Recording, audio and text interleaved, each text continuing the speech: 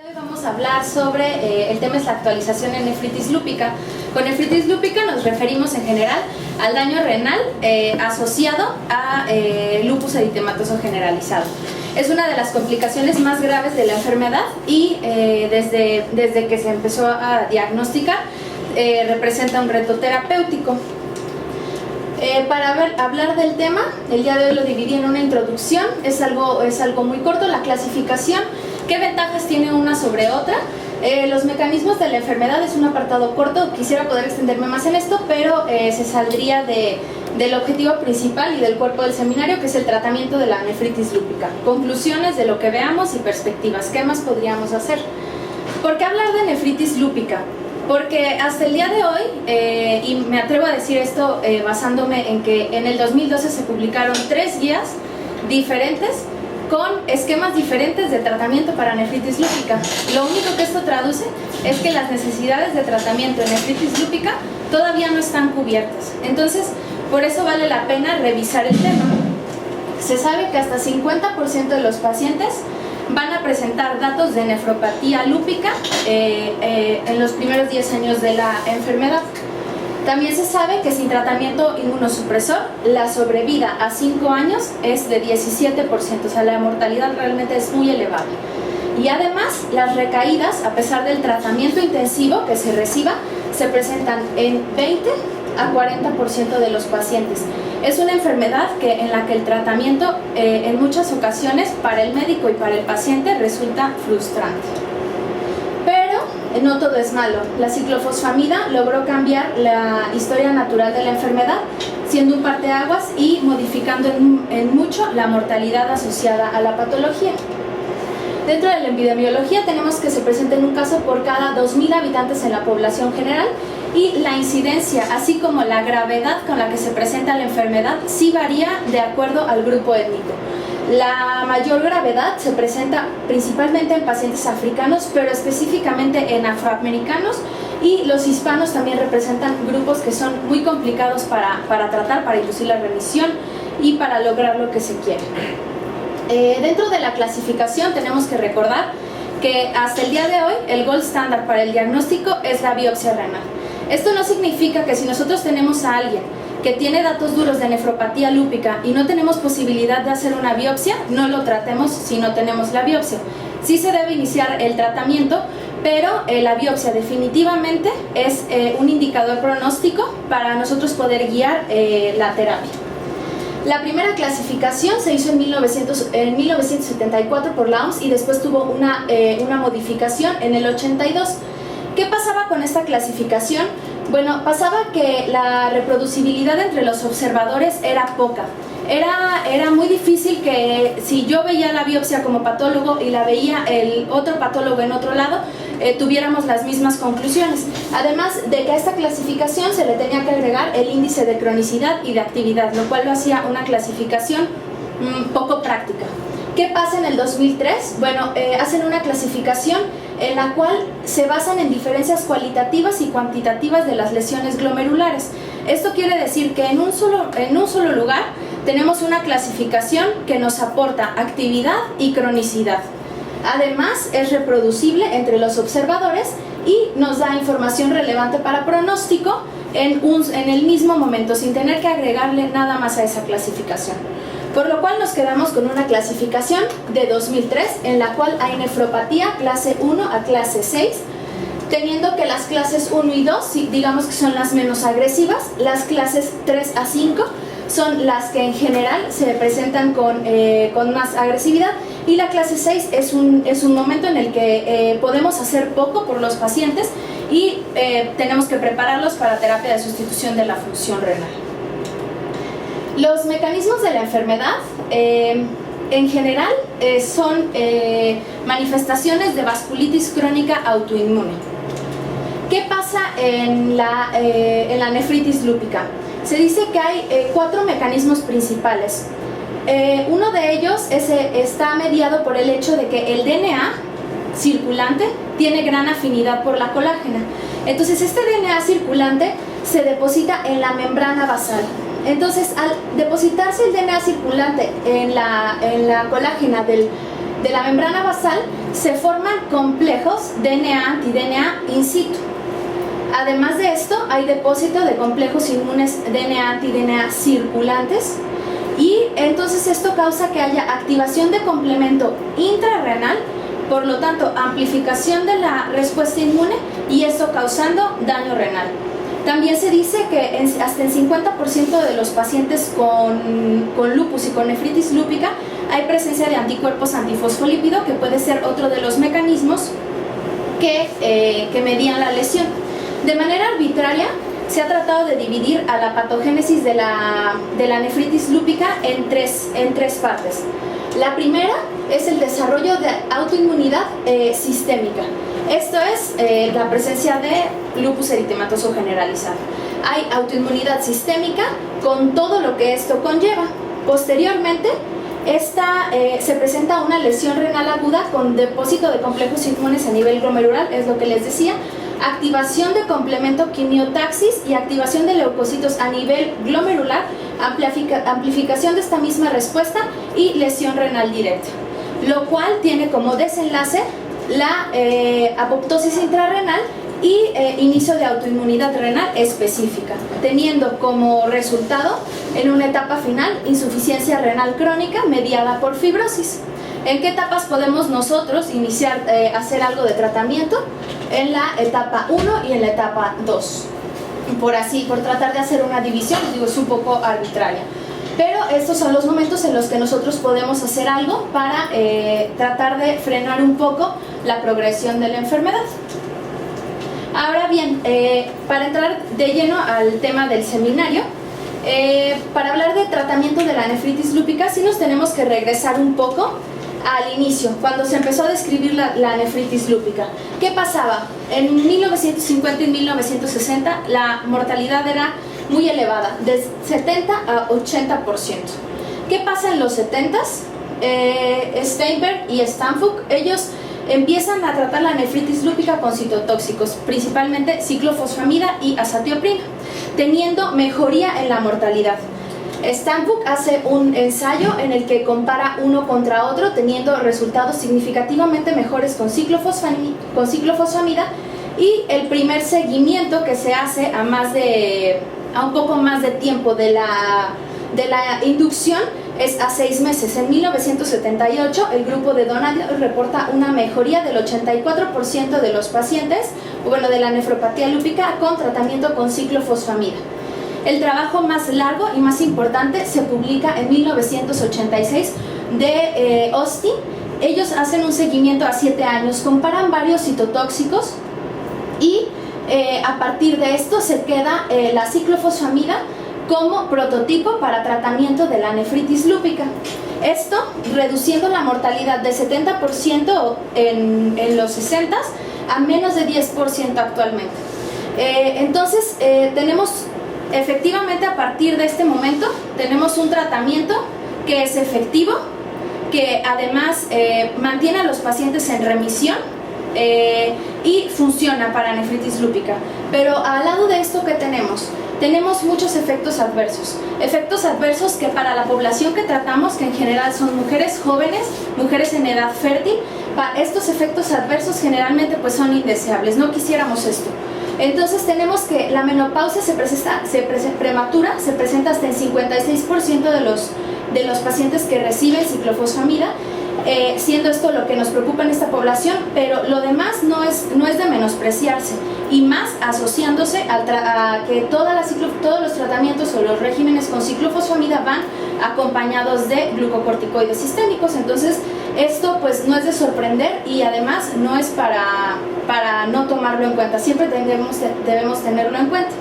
Las neoplasias secundarias son otro tema que también nos preocupan con el uso de ciclofosfamida. Sin embargo, al ser la mejor opción y al disminuir la mortalidad y poder proporcionar una mejor esperanza de vida a los pacientes, tenemos que usarlo, no podemos hacer otra cosa.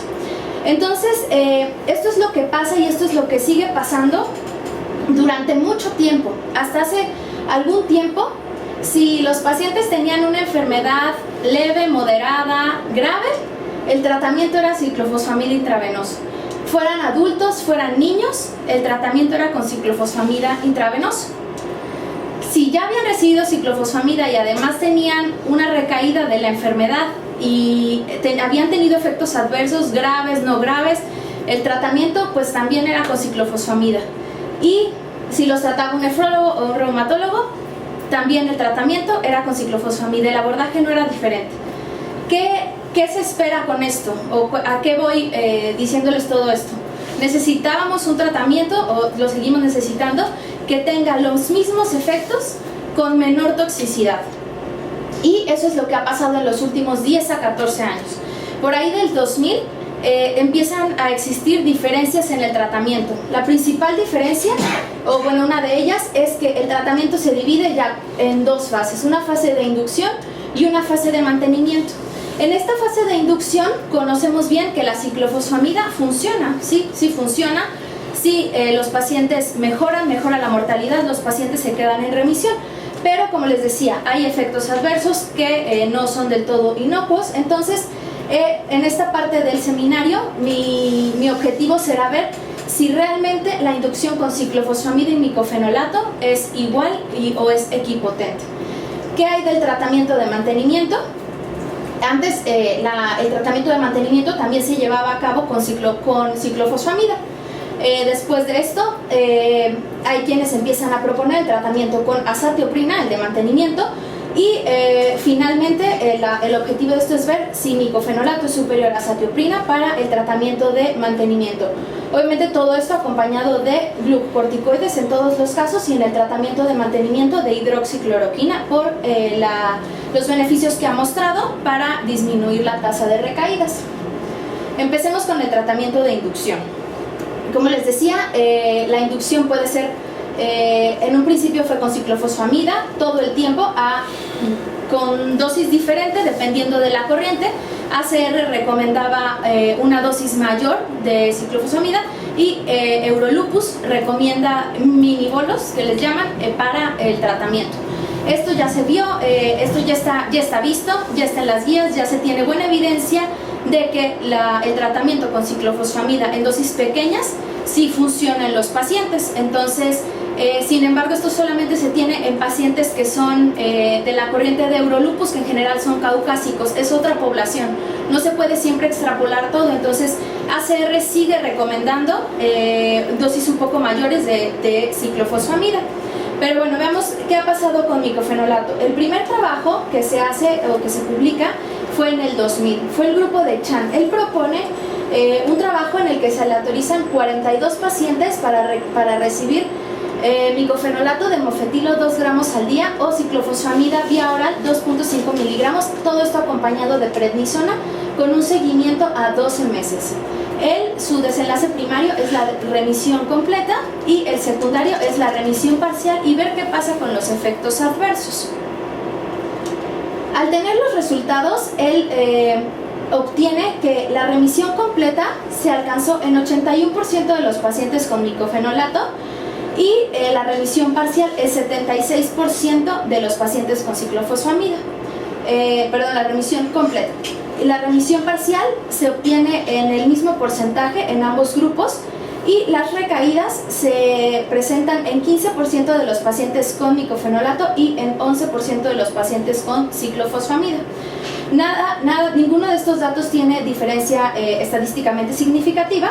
Sin embargo, esto hace una pauta para demostrar que micofenolato no es inferior a ciclofosfamida en el tratamiento de la nefritis lúpica. Posteriormente, el trabajo de Ginsler, ellos lo publican en el 2005. Ellos hacen un trabajo en el que tratan de hacer un trabajo más grande, pero el diseño de este trabajo es de no inferioridad. Entonces, lo que ellos hacen es igualmente aleatorizar a los pacientes en dos grupos, micofenolato y ciclofosfamida, con un seguimiento a 24 semanas. Aleatorizan 140 pacientes con 71 para micofenolato y 69 para ciclofosfamida, pero esta vez intravenoso. ¿Qué resultados obtienen ellos? La remisión completa se obtiene en 22% de los pacientes con micofenolato y en 5.8% de los pacientes con ciclofosfamida. La remisión parcial se obtiene en 29% de los pacientes con micofenolato y en 24% de los pacientes con ciclofosfamida.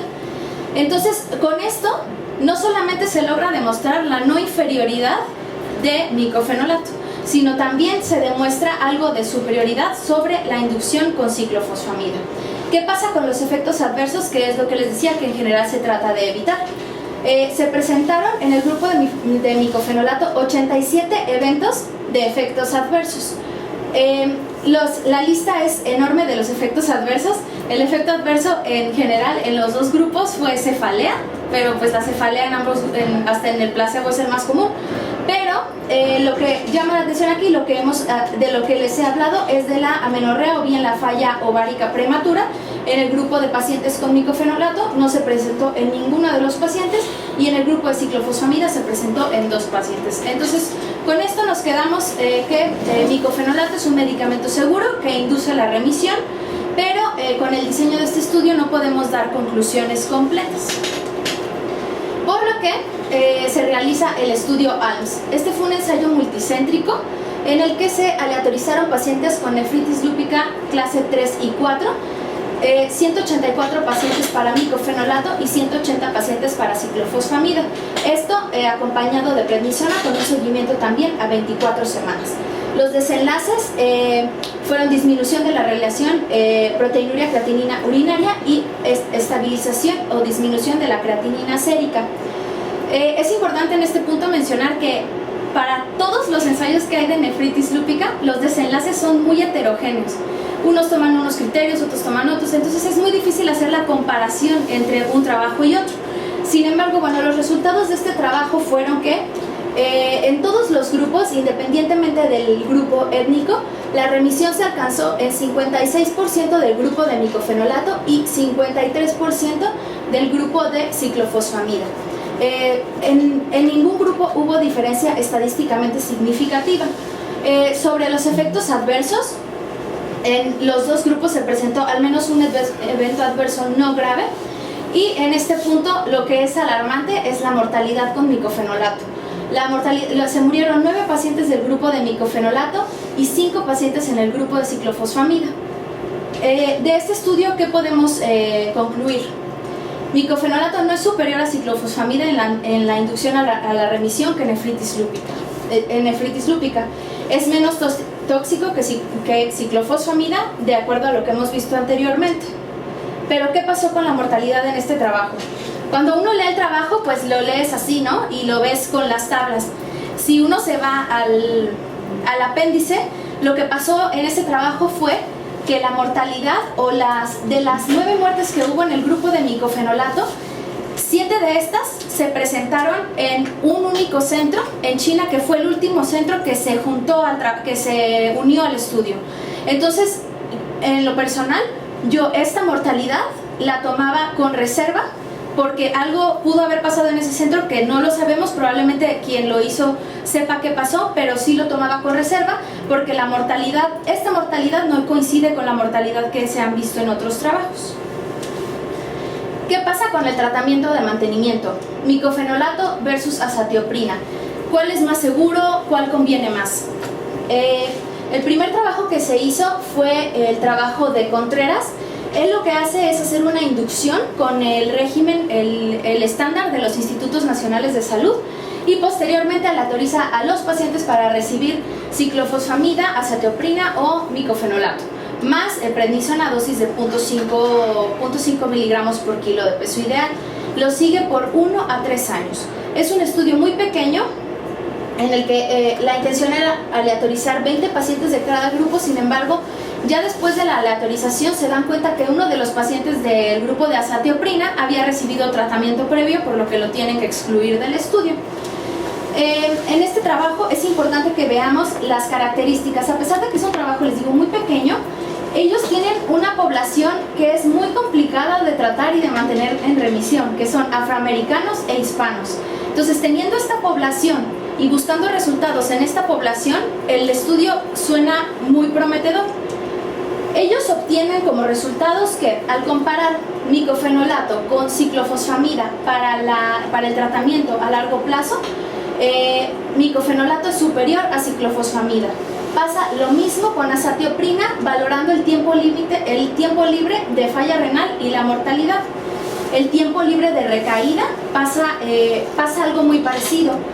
Micofenolato es superior a ciclofosfamida para mantener a los pacientes libres de recaída, y con azatioprina existe únicamente una tendencia, pero con micofenolato con azatioprina la verdad es que son equivalentes, de acuerdo a este trabajo. Para poder hacer algo un poco más grande, los autores del estudio ALMS deciden hacer un seguimiento a largo plazo.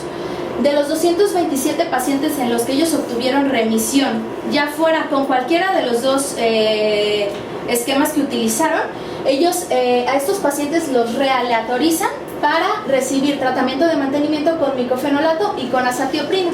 73 de estos pacientes completaron el estudio y 54 del grupo de azatioprina lo completaron. Se hizo un análisis de intención a tratar en el que ellos encuentran que micofenolato es superior a azatioprina para mantener a los pacientes en remisión, para evitar la falla al tratamiento, con una tasa de recaídas en el grupo de azatioprina de 32% contra 16% en el grupo de micofenolato. Para este mismo efecto, comparar azatioprina con micofenolato, los europeos también hacen su propio estudio, que es el estudio MAINTAIN. Ellos aleatorizan 105 pacientes para recibir inducción con ciclofosfamida y además micofenolato para mantenimiento o bien azatioprina. Les dan un seguimiento a 3 años y ellos buscan como desenlace primario el tiempo para la primera recaída y la sobrevida. ¿Qué pasa en esta población? La mayoría son caucásicos, como les mencionaba, son una población que en general presentan una enfermedad menos agresiva, conocemos esta parte, entonces por lo tanto esto no es tan comparable con el otro. ¿Qué resultados se obtienen? Ellos encuentran que micofenolato de mofetilo y azatioprina ambos son igual de efectivos para mantener a los pacientes libres de recaída, sin tener diferencias estadísticamente significativas, teniendo recaídas del 19% con azatioprina y del 25% con micofenolato de mofetilo. Teniendo dos estudios que son tan grandes y tan importantes, uno no se puede evitar la tentación de compararlos. ¿Qué pasó en ALMS? Ellos tuvieron 227 pacientes, MAINTAIN tuvo 105 pacientes. ALMS fue un estudio ciego, MAINTAIN fue un estudio abierto. ALMS tuvo una población que, como les decía, es complicada de tratar, 1/3 de los pacientes eran hispanos, y MAINTAIN, la mayoría eran caucásicos. La inducción en ALMS, recordemos, fue heterogénea, porque ellos empezaron el estudio para comparar micofenolato con ciclofosfamida. En MAINTAIN ellos usaron ciclofosfamida y a todos les dieron el mismo tratamiento para inducción. Y a los pacientes en ALMS solamente los incluyeron en la segunda fase del estudio si estaban en remisión. Si no estaban en remisión, los pacientes realmente no se incluían. Y en MAINTAIN la inclusión fue independiente de la remisión. Todos estos factores pueden haber alterado o haber contribuido en los resultados que se encontraron. Pero a pesar de que los estudios son muy diferentes, sí podemos obtener conclusiones de estos. Bueno, lo primero, no son comparables. Micofenolato y azatioprina son seguros y con excelentes resultados a 3 o 4 años.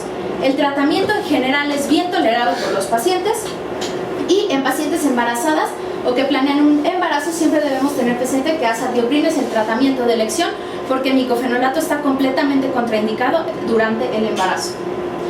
Por si quedaba alguna duda de si azatioprina es mejor que micofenolato para el tratamiento de mantenimiento, les traje este metaanálisis. Incluye prácticamente todos los trabajos, juntaron a todos los pacientes y se llega a 3 conclusiones. No hay diferencia en el tratamiento de mantenimiento con micofenolato que con azatioprina en cuanto a remisión, recaídas, falla renal o mortalidad. Hay menor abandono del tratamiento por micofenolato por efectos adversos, es decir, es mejor tolerado. Si tenemos la opción de dar como primera línea micofenolato, probablemente debemos hacerlo porque puede representar menores efectos adversos. En un último párrafo, los autores mencionan que se reportaron 3 tumores en los 5 estudios, todos en el grupo de azatioprina. Esto lo tomaría con reserva. Ellos no logran sacar riesgos relativos de intervalos de confianza porque no se presentó nada en el grupo de micofenolato. Por lo tanto, bueno, nos quedamos con esta conclusión siempre para tenerlo presente. No me puedo detener a hablar de todas las guías, sin embargo, como les digo, en el 2012 salieron las 3 al mismo tiempo. Todas, en general, el régimen del tratamiento de inducción lo recomiendan con metilprednisolona, como lo conocemos. Se sigue recomendando ciclofosfamida IV, micofenolato, ciclofosfamida bioral y ciclofosfamida IV en bolos pequeños. Y el mantenimiento, sí está un poco más homogéneo en las guías. El tratamiento es con prednisona a 1 miligramo por kilo con dosis máxima de 80, siempre tratando de disminuir la dosis de manera semanal y hasta 5 a 10 miligramos al día, y teniendo como primera opción para el tratamiento de mantenimiento a micofenolato de mofetilo o bien azatioprina en los casos en los que aplique, o teniendo 2 opciones más con ciclosporina y tacrolimus si los 2 anteriores pues no son tolerados. Esto es lo que ya conocíamos. ¿Qué hay de nuevo en el tratamiento de la nefritis lúpica? Lo primero, rituximab. Lo sabemos perfecto que es un anticuerpo monoclonal anti-CD20. Los trabajos con rituximab en nefritis lúpica empezaron a publicarse por ahí del 2000. Conocemos uno perfectamente bien, se hizo en esta sede, en el que se intentó el tratamiento con rituximab. Estos estudios, a pesar de que son varios, son muy pequeños y se pueden sacar pocas conclusiones de estos trabajos, por lo que se hizo el diseño del estudio lunar. Fue el primer ensayo clínico aleatorizado, doble ciego, con rituximab. Ellos incluyen rituximab a dosis de 1 gramo por 4 ciclos más micofenolato más metilprednisolona con prednisona como tratamiento de mantenimiento, o bien placebo. En los 2 grupos, en el grupo de rituximab y en el grupo de placebo, realmente pues la diferencia para remisión completa se presentó en 30% y 26% de cada grupo. La remisión parcial 15% y 30%, y pacientes sin respuesta al tratamiento realmente es muy similar, sin tener diferencia estadísticamente significativa. ¿Qué pasa cuando vemos esto por grupo étnico? En los afroamericanos existe una tendencia muy leve para tener como un mejor perfil rituximab que placebo. Sin embargo, pues esto pues no es estadísticamente significativo. Ojo, aquí ¿qué pasa? Disculpe que me regrese.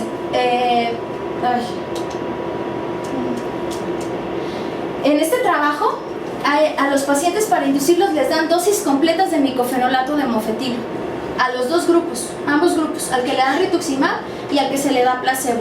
Entonces, al final del día, rituximab no funcionó en estos pacientes para inducir la remisión dándoles ese esquema, pero lo que puede pasar es que el efecto de rituximab con micofenolato puede no ser sumatorio.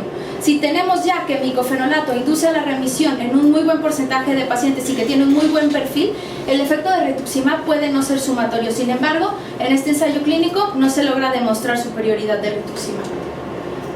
¿Qué más hay? Existe este trabajo que se publicó en 2008. Es un trabajo en el que dieron tratamiento con micofenolato, dosis completas, tacrolimus y metilprednisolona. Además, esto se comparó con ciclofosfamida IV, era nefropatía lúpica 5-6 y se les dio seguimiento a 6 y 9 meses. ¿Ellos qué resultados obtienen? Obtienen que el multitarget, el grupo en el que se les dieron varios tratamientos con diferentes objetivos o diferentes blancos, tuvo un mejor perfil de remisión que el grupo de ciclofosfamida. En el seguimiento a 9 meses ellos encuentran lo mismo. Sin embargo, llama la atención que esto no continuó. Entonces, una parte puede ser que tacrolimus es un excelente inmunosupresor, pero es muy caro. Entonces, esto de hecho no fue patrocinado por ninguna industria ni nada. Entonces, este estudio ahí se quedó. No tenemos más de tacrolimus en nefropatía lúpica. Únicamente lo tenemos para el tratamiento de mantenimiento, no para la inducción. ¿Qué más hay? Belimumab. Belimumab es también otro anticuerpo monoclonal en el que este es un resultado de estudio fase 3, pero este estudio no fue hecho para valorar nefropatía lúpica. BLyS52 y BLyS56, estos números únicamente representan la región en la que se hizo. En los pacientes que tenían nefropatía lúpica los sacaban del estudio. Entonces ellos incluyen 1.500 pacientes, pero pues en un análisis post-hoc dicen no, pues A lo mejor podríamos analizar qué les pasó a los pacientes que presentaron nefropatía lúpica. Hacen el análisis. Incluyeron 220 pacientes que tenían nefropatía lúpica definida únicamente por criterios clínicos y de laboratorio. Lo siguieron a 52 semanas, no hubo biopsia. Entonces ellos se encuentran que pues realmente no hay nada, no hay buenos resultados, es otra cosa que nos intentan vender y no se puede.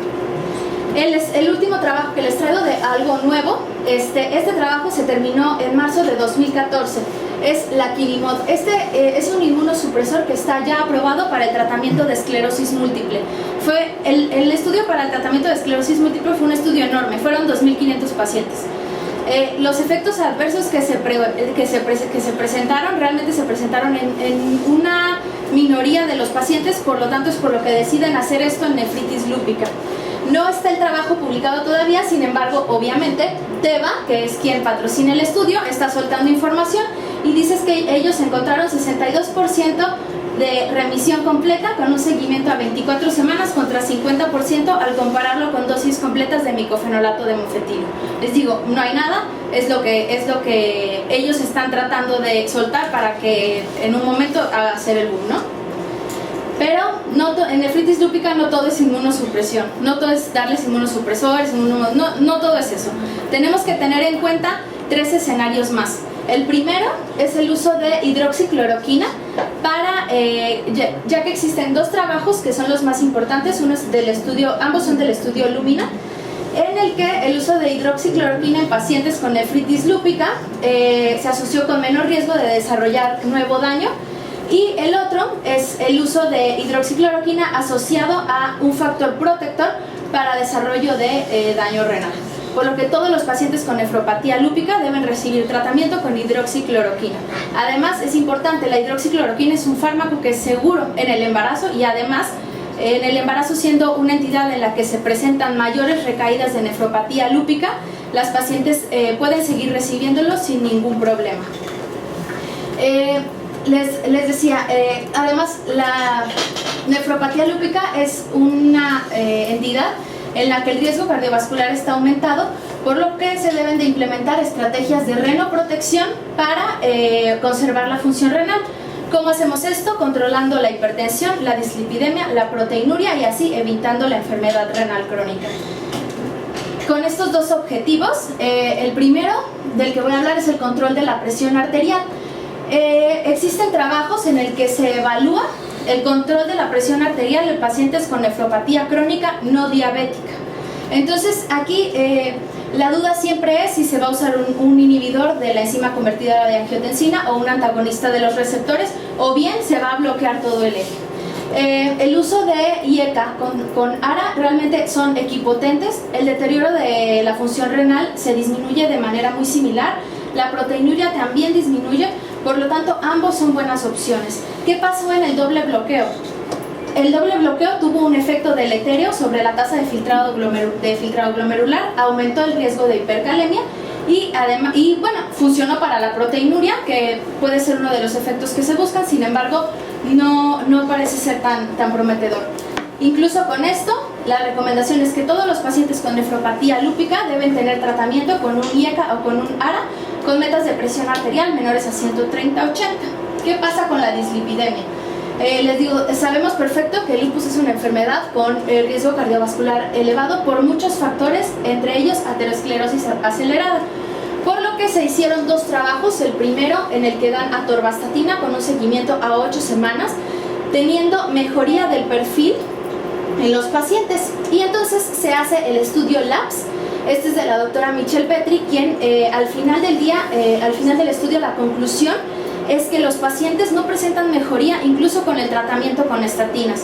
Teniendo estas 2 evidencias, que es realmente lo más citado, la recomendación sigue siendo que todos los pacientes con LDL de más de 100 miligramos por decilitro deben recibir tratamiento con estatinas y que se deberá de estudiar a mayor profundidad los efectos de las estatinas en este grupo de pacientes. Ella realmente es ya prácticamente para terminar. Cuando llega un paciente, uno se pregunta si realmente es una recaída o es no adherencia al tratamiento.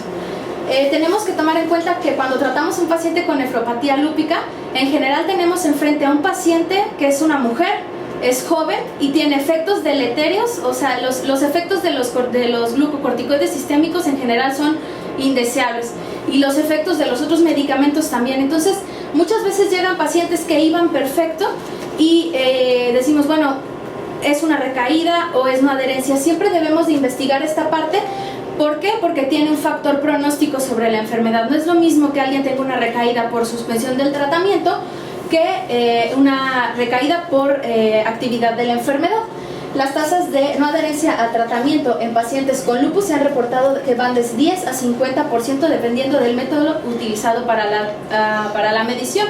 Por lo tanto, es algo que siempre se debe de tener en mente.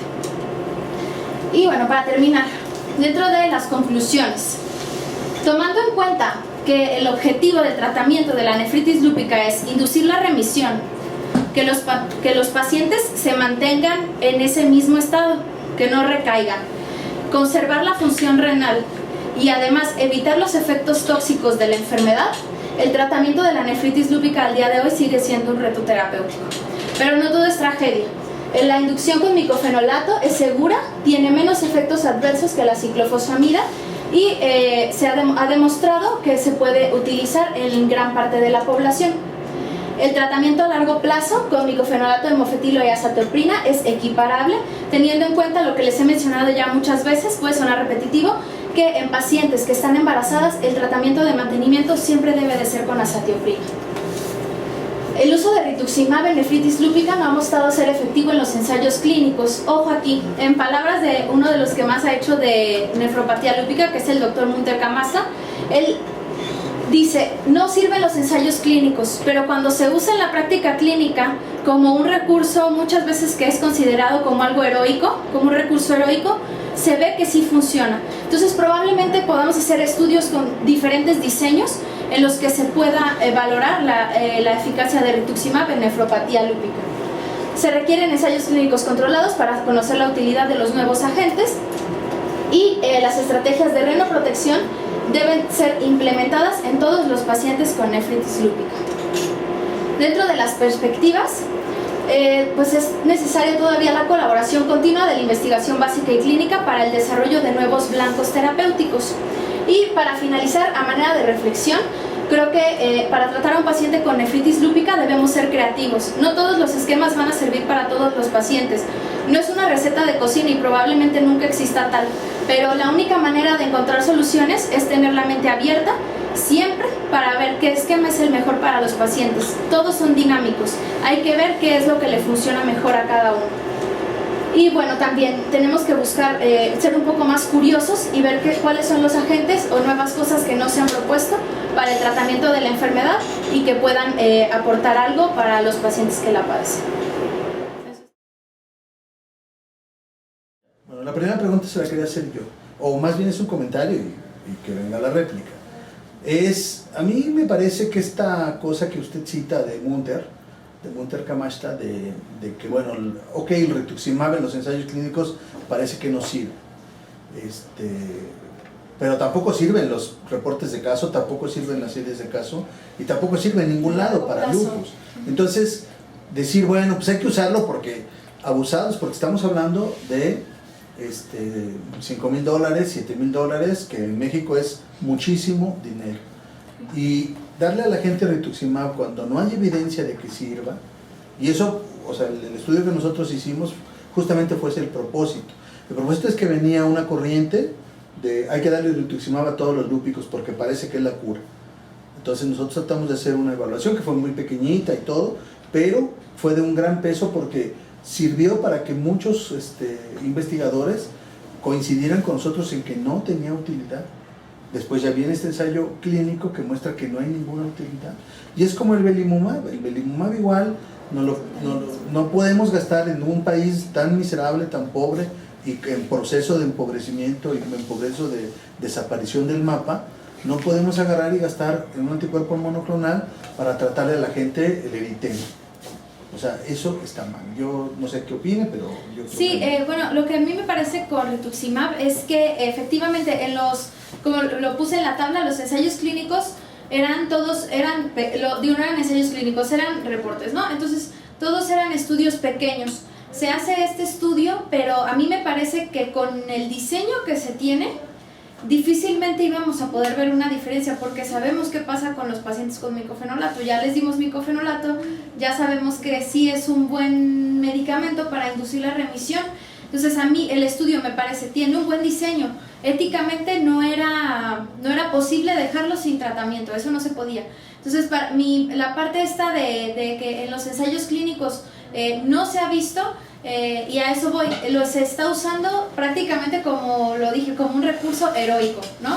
Y efectivamente no hemos podido ver su utilidad, probablemente en los reportes pequeños, pero tampoco tenemos un ensayo clínico así enorme con un diseño ideal, que sería comparado con placebo completamente, que nos pueda decir si sirve o si no, si tiene una utilidad o no la tiene. Ahora, este estudio, perdón, ya no debe ser diálogo, pero este estudio que usted muestra es inducción con micofenolato y luego mantenimiento placebo contra rituximab, cosa que no hacemos. Nosotros normalmente el mantenimiento lo usamos con una droga activa. Sí, si este estudio nosotros lo comparamos el rituximab con la droga activa usual, verá que la droga activa usual sale mejor que el rituximab.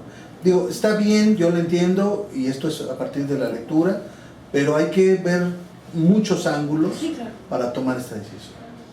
Bueno, perdón ya.